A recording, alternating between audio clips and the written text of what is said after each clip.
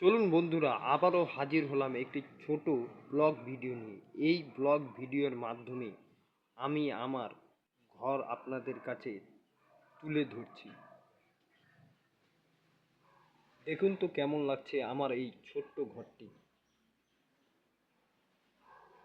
এখানে রয়েছে কলপার, সামনেই রয়েছে পায়খানা, বাথরুম। ছোট্ট ঘর হলেও ঘরটি আমার কাছে অনেক বড়, অট্টালিকার মতন।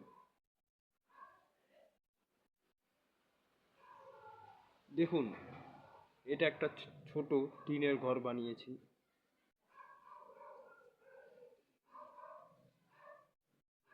এগিয়ে চলছি, দেখুন কেমন লাগছে।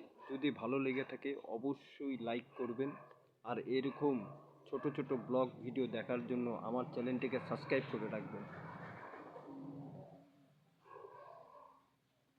এটি হচ্ছে সামনের জায়গা, রয়েছে একটি পেয়ারা গাছ।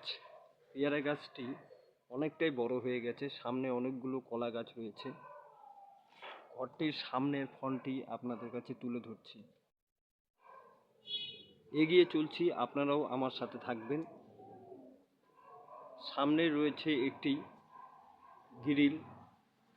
এই গ্রিলের মাধ্যমেই ঘরে প্রবেশ করি আমরা।